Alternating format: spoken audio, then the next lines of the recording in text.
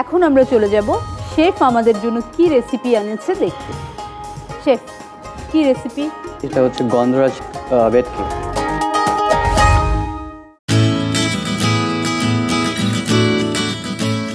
গন্ধরাজ লেবু দিয়ে আমরা ভেটকি মাছটা প্রিপারেশন করব। সো তার জন্য হচ্ছে গন্ধরাজ ভেটকি। আচ্ছা, সো ফার্স্টে আমি হচ্ছে টিস্পুন, ওকে, এখান থেকে আমি হচ্ছে হাফ টিস্পুন জিঞ্জার নিব।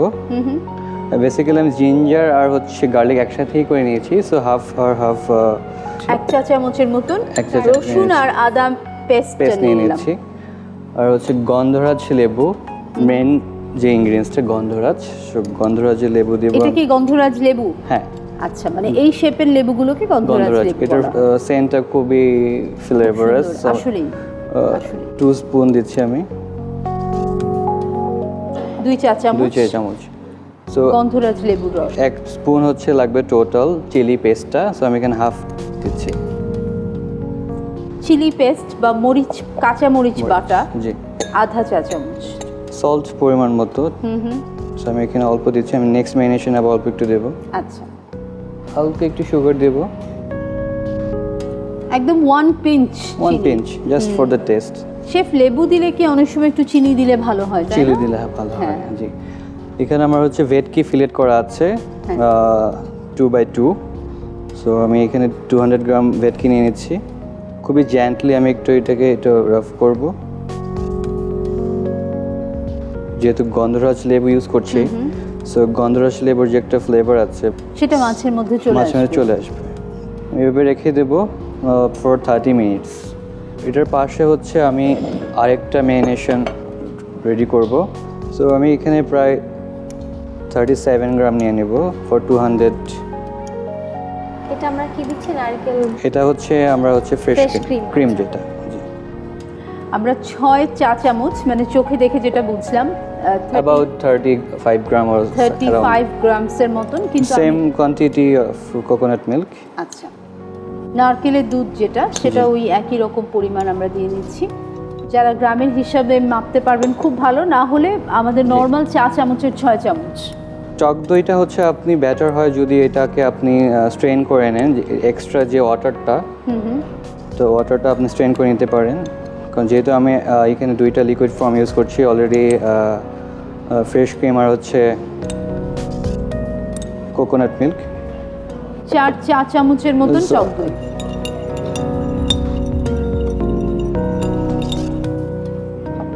গন্ধরাজ লেবুর লেমন জেসটা, লেমন স্কিন, ওইটা ইউজ করব 1 টিস্পুন।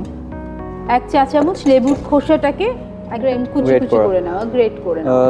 তখন আমি হচ্ছে হাফ টিস্পুন ইউজ করেছিলাম গার্লিক আর জিঞ্জার। এখন বাকি হাফ স্পুন ইউজ করব সেকেন্ড ম্যারিনেশনে। এখানে হালকা সল্ট ইউজ করব, স্বাদ মতো লবণ, বাকি half spoon chilli paste,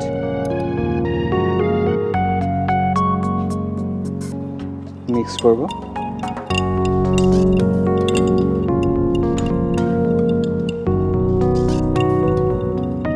so এইটা আমাকে হচ্ছে 30 মিনিটস ফ্রিজে রাখতে হবে ফর ম্যারিনেশন। সো যেহেতু আমি ওই সময়টা পাচ্ছি না, সো আমি এখনই 2টা ম্যারিনেশন অ্যাড করে দিচ্ছি। দেন আমি 10 মিনিটস টু 15 মিনিটস টাইম দেব। আচ্ছা দর্শক, প্রথম যে আমরা ম্যারিনেট করেছিলাম মাছটা, ওটাকে আসলে ফ্রিজে রাখতে হয়। আমরা সময় স্বল্পতার জন্য অল্প কিছুক্ষণ ম্যারিনেট করেছি। পুরোটা ঢেলে দিচ্ছি আমি। সো আপনি আস্ক করতে পারেন আমি এখনো কোনো ফ্যাট কেন ইউজ করিনি, বাট ফ্যাটটা আমি এখন ইউজ করব। সো আমি হচ্ছে এখানে আমরা রাঁধুনি সরিষার তেল ব্যবহার করছি। 2 টেবিল স্পুন লাগবে। সো আমি এখানে হচ্ছে 1 টেবিল স্পুন ইউজ করছি, বাকিটা আমি যখন কুক করব তখন ইউজ করব। আচ্ছা, সরিষার তেল ইউজ করার কোনো রিজন আছে, মানে অন্য কোনো তেল ইউজ না করে? বাঙালিয়ানা হচ্ছে একটা হচ্ছে সবকিছু বাঙালি। সো বাঙালিয়ানা যখন যাব তখন কিন্তু হচ্ছে সরিষার তেলটা খুব যায়। আর হচ্ছে এটার যে একটা ফ্লেভার আছে সরিষার তেল, ওইটা ফ্লেভারটা কিন্তু খুব ইম্পর্টেন্ট। খুবই আলতোভাবে মিক্স করব যাতে ফিশটা কোনোভাবে ভেঙে না যায়। এটা ভেটকি ছাড়া আর কোন কোন ফিশ দিয়ে করা? ভেটকি ছাড়া যে কোনো ক্যাটফিশ ইউজ করতে পারেন। যেমন আমাদের দেশে একটা কমন ফিশ আছে পাঙ্গাস মাছ, হুম হুম হুম। ওইটা ইউজ করা যেতে পারে। রুই মাছ, বড় রুই মাছ ইউজ করা যেতে পারে। আচ্ছা তারপর হচ্ছে কাতলা মাছ ইউজ করা যেতে পারে। একটু লেমন জেস্ট ইউজ করছি। আচ্ছা আমি এখন এটা ম্যারিনেশনের জন্য 10 মিনিটস রেখে দেবো। আচ্ছা, সেকেন্ড ম্যারিনেশনের পর আমাদেরকে কমপক্ষে 10 10 মিনিট মিনিট রাখতে হবে। সো আমরা এখন প্যানটা গরম করে নিই। হুম হুম তার মধ্যে হচ্ছে আমার ফিশটার ম্যারিনেশন বাকি টোটাল 10 মিনিটস হয়ে যাবে। হুম হুম। আমরা এটাকে এখন রান্না করব, তাই তো? রাইট, যদি আমরা বেশি হিটে রান্না করি ফিশটা ভেঙে যাবে। আচ্ছা তার জন্য লো ফ্লেমে আমরা রান্না করব। আমি এখানে রাঁধুনি সরিষার তেল ইউজ করছি, বাকি 1 টেবিল স্পুন।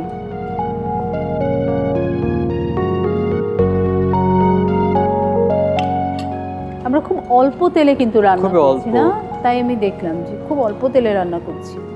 প্যানটা গরম হয়ে গেছে, সো আমি আগে হচ্ছে ফিশটাকে দিব।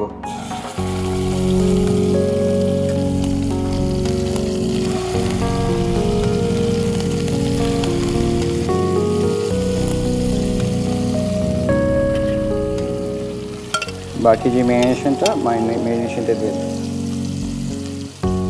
দর্শক, আলতো হাতে ফিশটাকে, মাছের টুকরোগুলোকে প্যানের উপরে বসিয়ে দেওয়ার পরে আমরা বাকি যে ম্যারিনেশনটা ছিল আমাদের, সেটা বাটি থেকে মাছের উপরে দিয়ে দিচ্ছি। সামান্য একটু কোকোনাট মিল্ক দিয়ে দিচ্ছি বাকি মিক্সচারটা ইউজ করার জন্য, আর সামান্য একটু পানি। বাটিটা ধুয়ে আমরা যেরকম মশলা লেগে থাকলে সামান্য। বাটিটা ধুয়ে একটু পানি দিয়ে দিই, আমরা সেরকমই খুবই সামান্য। দিচ্ছি, কিন্তু তার মধ্যে একটুখানি নারকেলের দুধ যেটা আছে সেটা 1 টেবিল চামচেরও একটু কম হয়তো দিয়ে দিয়েছি। মিডিয়াম ফ্লেমে এটাকে 10 মিনিটসের জন্য কভার করে দেব। আচ্ছা দর্শক, এটা আমরা 10 মিনিট ঢেকে রান্না করব। না, ঢেকে দেওয়ার কারণ হচ্ছে শর্ট টাইমে হচ্ছে এটা কুক হয়ে যাবে। আচ্ছা, আপনার পার্সোনাল ফেভারিট ডিশ কোনগুলো? অ্যাকচুয়ালি আমি একটু মিষ্টির প্রতি ঝোঁক বেশি। আমার মনে হয় আপনার বাঙালি খাবারের প্রতিও ঝোঁক আছে, তাই না? সো আমাদের ফুডগুলো যদি আমরা একটু ফিউশন করে less spice, less ingredients use করে যদি আমরা একটা ফরেনকে প্রেজেন্ট করতে পারি, যেটা আমাদের কিন্তু অনেক বড় পাওনা। কারণ হচ্ছে আমাদের ফুডটা একটু ঝাল হয় বেশি, একটু স্পাইসি হয় বেশি, তার জন্য সবাই এটা খেতে একটু চায়। মশলা থাকে বেশি আমাদের। সো মশলাগুলো একটু কমে একটু হচ্ছে সুইট আইটেম যদি অ্যাড করা যায়, সবাই ইজিলি এটাকে গ্রহণ করবে। উল্টে দেব, খুবই আলতোভাবে করে দেবো যাতে মাছটা না ভেঙে যায়। দর্শক, আমরা একটু মাছটাকে উল্টে দিচ্ছি।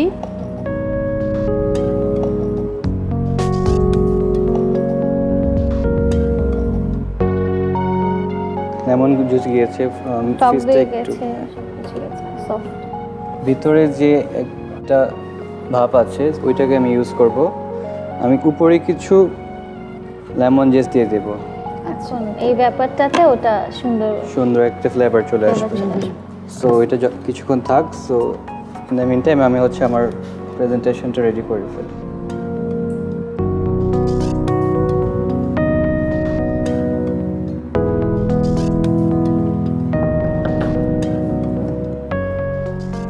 ফিশটা হয়ে গিয়েছে, গ্রেভিটাও শুকিয়ে আসছে। সো আমি এখন জাস্ট জেন্টলি ফিশটাকে আমার প্লেটে ট্রান্সফার করব।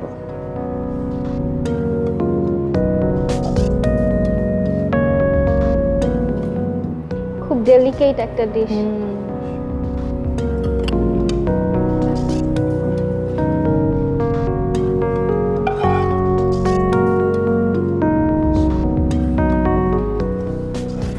আমি গার্নিশিং হিসেবে কোরিয়ান্ডার লিফটা ইউজ করছি, অল্প একটু চিলি ফ্লেক্স, সামান্য একটু লেমন জাস্ট যখন আমি বাইটটা দিব, বাইটটাতে আমার লেমন জেস্টার আমাদের তিতের মধ্যে যেন তিতের একটা মধ্যে। একটা পড়ে। Exactly. আমি আগে থেকেই গার্নিশ রেডি করে নিয়েছিলাম।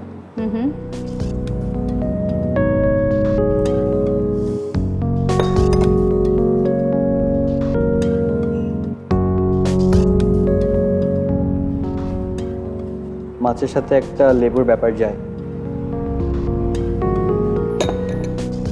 তৈরি হয়ে গেল আমার Gondhoraj bhetki. Thank you so much. দর্শক, শেফ আমাদেরকে তৈরি করে দেখালেন গন্ধরাজ ভেটকি। প্রতিদিন বাড়িতে ওই রুই মাছ, কাতলা মাছের ঝোল আর দো পেঁয়াজা খেতে খেতে আমরা যখন ক্লান্ত হয়ে গেছি, তখন এরকম চমৎকার নতুন একটা রেসিপি কে না ট্রাই করতে চাইবে।